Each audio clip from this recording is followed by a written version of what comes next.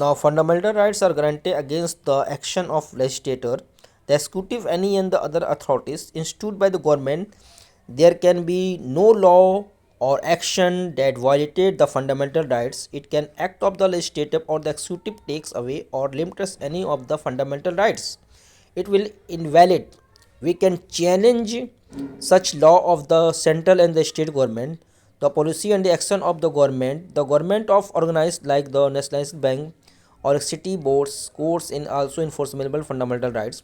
In private and individual bodies, the Supreme Court and the High Court have the power to issue direction or the rights to enforcement of the fundamental rights. They can also award compensation to the victim and punishment to the violators. We have already seen in the chapter 5 that the judicial independence of the government and the parliament. We also noted our judiciary is very powerful and can do whatever needed to protect the rights of citizen. In case of any violation, fundamental rights are aggrieved person can go to the court demanding.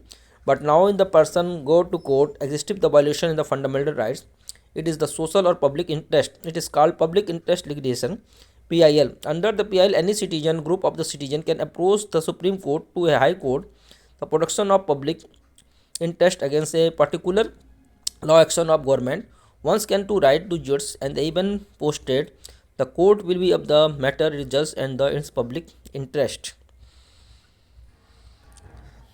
Means कहने का ये मतलब है कि यदि यह अधिकार जो है जो भी फंडामेंटल राइट्स हैं उन अधिकारों को प्रभावी बना सकता है यदि हमारे अधिकार का उल्लंघन कोई और नागरिक या कोई संस्था या फिर स्वयं सरकार ही कर सकती है तो हम अदालत के माध्यम से उसे रोक सकते हैं या इस समस्या का निदान भी पा सकते हैं। अगर हम मौलिक अधिकारों का मामला हो तो हम सीधे सुप्रीम कोर्ट, हाई कोर्ट जा सकते हैं या जो भी न्यायपालिका अधिकारों के संरक्षक।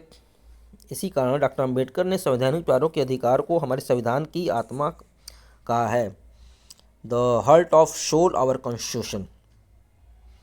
इसके साथ साथ जो देश की भी जो लेजिस्लेटिव है फिर एक्सिक्यूटिव है या सरकार के जो मौलिक अधिकार हैं उन अधिकारों को कोई भी हनन नहीं कर सकता है। उसे पीड़ित व्यक्ति न्याय पाने के लिए न्यायालय जा सकता है, लेकिन यदि मामला सामाजिक या सार्वजनिक हो तो ऐसे मामले को मौलिक अधिकारों को उल्लंघन किया सकता है और चुनौती भी दी सकती है। ऐसे मामलों को जनहित याचिका के माध्यम से प्रस्तुत किया जा सकता है जिसको हम लोग कहते हैं PIL, public interest legislation. Next heading, national human rights commission. What is national human rights commission? इसको बोलते हैं राष्ट्रीय मानवाधिकार आयोग। Do you know notice reference the National Human Rights Commission NHRH in the news college and this page? The reference reflect to growing awareness of human rights and struggle for human dignity। मतलब इसमें मानव अधिकार का हनन नहीं किया सकता है और मानव की गरिमा को ठेस नहीं पहुंचा सकता है। Many cases of human rights violation in the diverse fields in interest Gujarat riots the being brought the public notice for also India. Human rights organized and the media often citizen government agency for not serious pursuing this case or the catching the culpture। तो इस तरह के अधिकारों जो होते हैं ये राष्ट्रीय मानवाधिकार आयोग, ये इसका गठन जब हुआ था 1993 में और ये एक स्वतंत्र फ्रीडम आयोग है जो न्यायालय की तरह सरकार को स्वतंत्र है और इस आयोग की नियुक्ति भारत के राष्ट्रपति द्वारा की जा सकती है और इसे जो भी रिटायरमेंट न्यायाधीश, अधिकारी अर्थात प्रमुख नागरिकों को नियुक्त किया जा सकता है। इस आयोग पर नागरिकों की न्यायिक मामले में निर्णय देने का दायित्व होता है। Thank you, have a nice day.